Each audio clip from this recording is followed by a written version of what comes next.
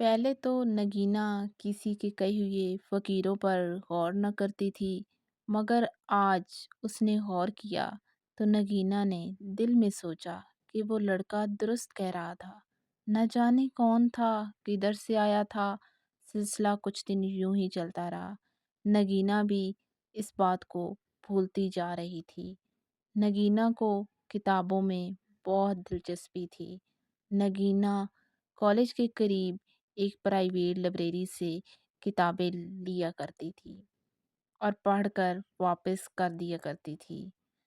आज भी नगीना किताब लेने आई। किताब ढूंढते हुए उसकी नज़र एक शख्स पर पड़ी। वो वही शख्स था जो बस स्टॉप पर मिला करता था। नगीना ने अरशद को देख लिया था। अरशद भी किताबें तलाश करने में लगा हुआ था। अब नगीना के पास मौका था कि अरशद से बात करके कर ले। इस अर्ज से नगीना अरशद के सामने इसी उम्मीद से जा खड़ी हुई कि वो उसे बुलाए। नगीना अपना भी भरम रखना चाहती थी। अरशद की नज़र नगीना पर पड़ी। अरशद चुप हो गया और बाहर की तरफ चल दिया। इसी सना पर नगीना ने भी किताब ली और बाहर चली गई। अरशद शायद नगीना का ही इंतज़ार कर रहा था। वो दोनों सड़क पर एक दूसरे को तकते, नज़र चुरा लेते। अरशद हिम्मत करके नगीना को सलाम किया और आने का मकसद बयान किया। अब यहाँ क्या कर रहे हैं? आपको भी किताबें पढ़ने का शौक़ है? अरशद ने नगीने से कहा, जी मुझे भी किताबें नॉवल पढ़ने का बहुत शौक़ है।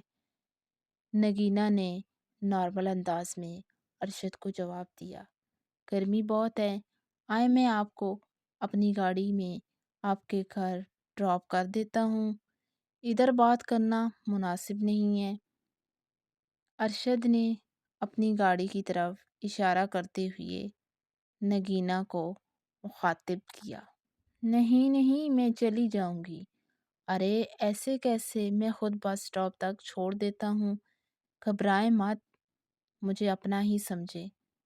नगीना आप कुछ सोच रही थी और अगले ही लम्हे नगीना राजी हो गई। फ्रंट सीट पर जाकर बैठ गई। आपके पास अपनी गाड़ी है, फिर आप बस स्टॉप पे क्यों खड़े होते हैं? नगीना ने अरशद से सवाल किया। वो आपके लिए खड़ा होता हूँ क्योंकि आप मुझे अच्छी लगी हैं। अरशद वक्त बर्बाद नहीं करना चाहता था। झट से इनकार कर दिया। आप पागल तो नहीं हैं हो गए? आपने न जाने मुझे समझा न जाना और पसंद करने लगे। नगीना का लहजा थोड़ा सख्त हो गया था। मोहतरमा, दिल किसी का मुलाजिम नहीं है जो पूछ कर किसी को पसंद करने लगे। फिर दोनों जानिब खामोशी छा गई। आपसे मैंने माफ़ी मांगनी थी, मगर आप उस दिन के बाद नज़र नहीं आए। नागीना ने खामोशी को तोड़ते हुए बात को आगे बढ़ाया। माफ़ी एक शर्त पे मिल सकती है। अरशद ने शरारती अंदाज में नगीना से कहा। क्या शर्त है? नगीना ने अरशद का मुंह तकते हुए पूछा। बस एक कप चाय से माफ़ी मिल सकती है। नहीं, कोई चाय वाय नहीं, ठीक है? फिर कोई माफ़ी तस्लीम नहीं की जाएगी आपकी। अरशद ने नगीना से बोला। अच्छा ठीक है। नगीना चाय के लिए राज़ी हो गई। अरशद ने करीब ही एक 5 स्टार होटल पे कार को पार्क किया और दोनों अंदर चले गए। नगीना ने आज से पहले इतना शानदार होटल कभी नहीं देखा था। साफ सुथरा माहौल और एसी की ठंडी हवा, जैसे नगीना पेरिस पहुंच गई हो।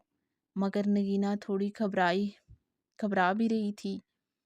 پہلی بار کسی اجنبی کے ساتھ آئی اور یہ بھی ڈر تھا کہ کوئی اسے دیکھ نہ لے، لیکن نگینہ کو خیال آیا کہ اس کے خاندان والے اس ہوٹل کے پاس سے بھی نہیں گزرتے۔ آپ مجھے بہت پسند ہو، مجھ سے شادی کرو گی؟ ارشد نے بیٹھے ہوئے چائے کا آرڈر کیا اور ساتھ ہی اپنی بات بھی کہہ دی۔ مسٹر، کیا بات کر رہے ہیں آپ؟ میں اور لڑکیوں کی طرح نہیں ہوں کہ جانے پہچان ہوئی نہیں اور آگے لائن مارے۔ ارے نہیں محترمہ، لائن جنہیں ماری جاتی ہے انہیں میں اتنی عزت نہیں دیتا۔ دے نگینہ، آپ جیسی نیک لڑکی کبھی نہیں دیکھی۔ آپ کو میرا نام کیسے پتا چلا؟ نگینہ نے حیران ہوتے ہوئے ارشد سے پوچھا۔ ان خوبصورت ہاتھوں میں آپ نے اپنا پیارا سا نام لکھا ہوا تھا۔ ویسے میرا نام ارشد ہے اور میرا اپنا بزنس ہے۔ نگینہ ہاتھ میں چائے پکڑتے ہوئے ارشد کو سن رہی تھی۔ گھر کا سوچ رہی تھی کہ دیر ہو گئی ہے۔ آپ بہت کم بولتی ہیں۔ ارشد کی دلی خواہش پوری ہو گئی۔ نگینہ نے اپنا نقاب اتار لیا تھا۔ خدا کی شان! ارشد کے منہ سے یکدم سے خدایا کریم کی تعریف سننے کو ملی۔ نگینہ نے ارشد سے جواب طلب کیا۔ کچھ نہیں ہوا، اللہ پاک کی شان بیان کی ہے کہ آپ میری سوچ سے بھی زیادہ خوبصورت ہیں۔ لڑکیوں کو اس کی تعریف سب لفظوں میں سب سے زیادہ اچھی لگتی ہے۔ مجھے اب چلنا چاہیے۔ نگینہ نے ارشد کی بات کو انسنا کر کے کرسی سے اٹھ کھڑی ہوئی۔ ارشد کو ارشد بات کو بڑھانا چاہتا تھا اور نگینہ بھی کچھ ایسا ہی چاہتی تھی، مگر شرم و حیا کا بیکر بنی بیٹھی تھی۔ اسے ارشد پہلی نظر میں ہی پسند آ گیا تھا، لیکن وہ اپنی زبان سے اظہار نہ کرنا چاہتی تھی۔ یہ لیں، میرا وزٹنگ کارڈ ہے، اس پہ میرا نمبر اور ایڈریس ہے۔ کوئی بھی کام ہو تو مجھے لازمی بتانا۔ بس اسٹاپ آ چکا ہے۔ نگینہ نے کچھ کہے بغیر کارڈ کو پرس میں رکھا اور اتر گئی۔ ارشد بھی چلا گیا۔